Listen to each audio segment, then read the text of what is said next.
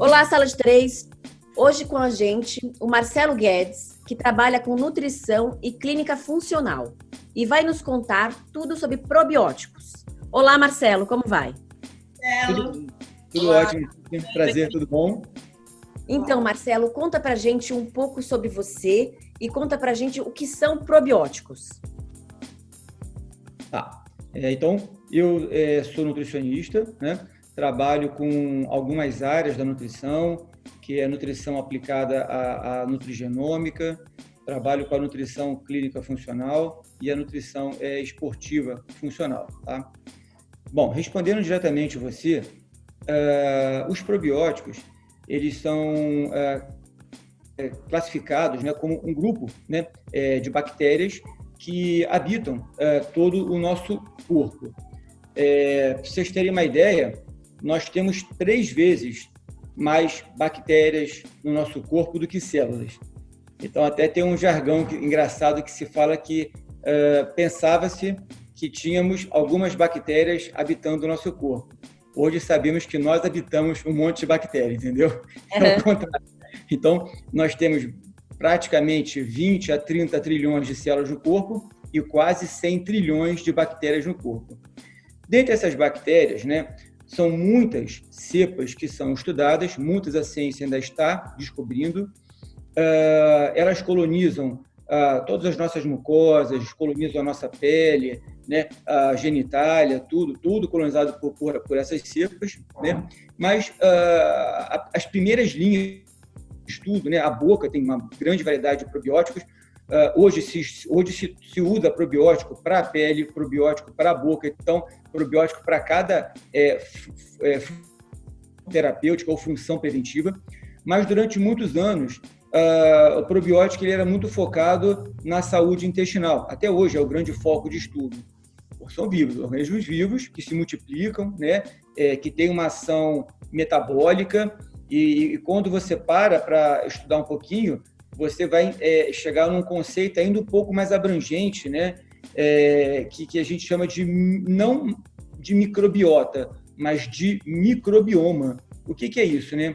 Onde os fragmentos genéticos desses probióticos têm uma interferência no nosso comportamento dos genes também. Então, a gente sabe que quanto mais saudável for a sua microbiota, melhor a influência na expressão dos nossos genes, por conta desse microbioma.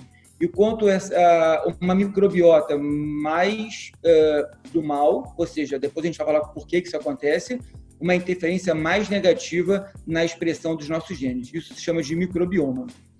Até pouco tempo atrás, hoje a gente ainda faz isso, tá? A gente passava um pool de probióticos prontos, né? Com diferentes cepas, tá? Não que seja errado fazer isso, ainda se faz isso bastante, mas com o avanço da ciência, se tem descoberto mais ações específicas de cada probiótico estudado, e são centenas de probióticos, e o que cada um faz. Então, existem probióticos específicos para melhorar a parte de alergias alimentares, probióticos que melhoram função imune, probióticos que melhoram função inflamatória, probióticos que melhoram função para organizar metabolismo, emagrecimento. Então, hoje você consegue, muitas vezes, especificar quais probióticos que você quer utilizar de acordo com cada tratamento que você tem, entendeu? Mas, em muitos casos, às vezes isso fica inviável, então você tem algumas marcas que têm algumas cepas bem definidas e que podem abranger um largo espectro de ação para alguma terapia. Por exemplo, toda vez que você usa um antibiótico para tratar um processo infeccioso, ele tem uma ação meio que devastadora nessas bactérias probióticas. Isso é muito ruim para a nossa saúde. Então, muitas vezes, repor esse pool de probióticos após uma terapia de antibiótico pode ser muito útil, entendeu? E a resposta costuma ser rápida ou demora um pouquinho, Marcelo? Quando a gente começa a realmente tomar os probióticos? Então, isso é muito, muito individual, é difícil de responder isso, né? Porque, na verdade, não depende só de você tomar o probiótico ou não, tá? O probiótico ele precisa encontrar um ambiente para ele agradável para ele chegar e se instalar. Então, às vezes as pessoas depositam no probiótico o fim terapêutico de muitas coisas, tá?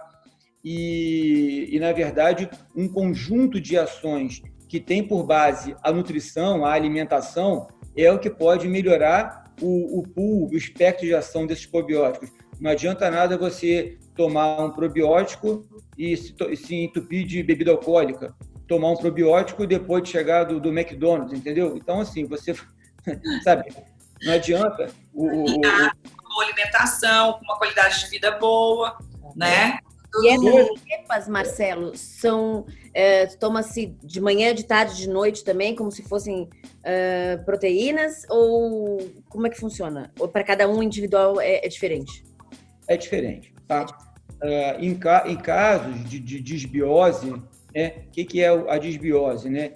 É justamente essa alteração desse povoamento. Você começa a ter um comprometimento de bactérias gram-positivas, uma superproliferação de bactérias gram-negativas, você começa a botar gente ruim no pedaço e gente boa faltando, entendeu? Você precisa organizar isso aí.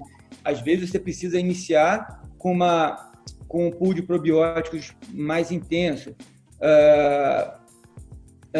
Às vezes, após uma antibiótico terapia, você usa doses maiores. Por exemplo, às vezes paciente com diarreia aguda, você foi na praia, comeu uma coisa, poxa, que não te fez bem e está com uma diarreia preocupante. Então, você pode, às vezes, tomar até o probiótico de 2 em 2 horas. Mas isso não é o convencional. Geralmente, você usa o probiótico ou de manhã em jejum ou antes de dormir. É a forma mais tradicional que você utiliza, entendeu? Entendi. Doutor, eu queria saber a respeito. E normalmente a gente toma esses probióticos via oral ou injetável? Como que funciona? É via oral. Por que é via oral? Porque você quer que ele colonize esse ambiente, né? Ele tem que chegar, ele tem que resistir à ação dos nossos ácidos digestivos e ter uma ação ampla, principalmente onde a gente quer, que é na parte do intestino. Então, existe probiótico para tomar em pó, onde você vai tomar ele diluído em água e vai beber, e existe probiótico em cápsula gastroresistente. O que é isso?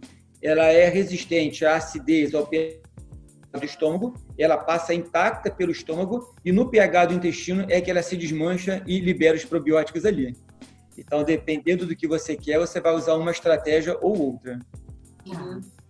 Que maravilha. Posso te fazer mais uma perguntinha? Doutor Marcelo, probióticos, eles já são prontos no mercado ou se manipula? As duas coisas, tá?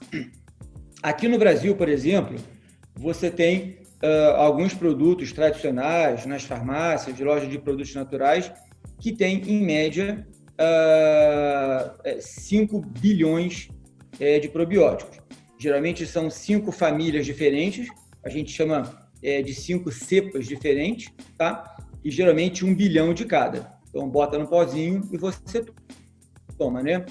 Nos Estados Unidos, lá você tem produtos geralmente encapsulados, onde você tem por dose de 20 até 150 bilhões de bactérias ali, de probióticos naquela dose, entendeu?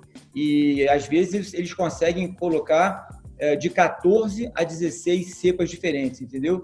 E aí, se você entender melhor de que forma que isso é construído, lá ele já tem um pouco dessa pegada de probióticos para alergias alimentares, probióticos para processos inflamatórios crônicos, probióticos para gestantes, a fase pré-natal tem alguns probióticos que são bem importantes nessa fase. Então, lá você já tem um pouco desse nível de avanço tecnológico em ter cepas separadas para fins específicos e que pode ir de 20 até 150 bilhões. Geralmente, aqui no Brasil, os produtos têm em torno de 5 bilhões de cepas. Esses são os produtos prontos, tá? Agora, como eu falei, você pode pegar e manipular os probióticos de acordo com os seus objetivos. Aí você vai colocar na prescrição quais probióticos o que você quer e a posologia, a dosagem de cada um, montando o seu específico para aquele paciente.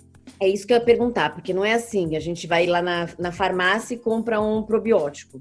Não funciona. Então, acho que a gente tem que ir num profissional, assim como você, e dizer o que a gente está sentindo, qual é o nosso problema, e aí você vai diagnosticar e vai nos indicar dessas cepas, não é isso?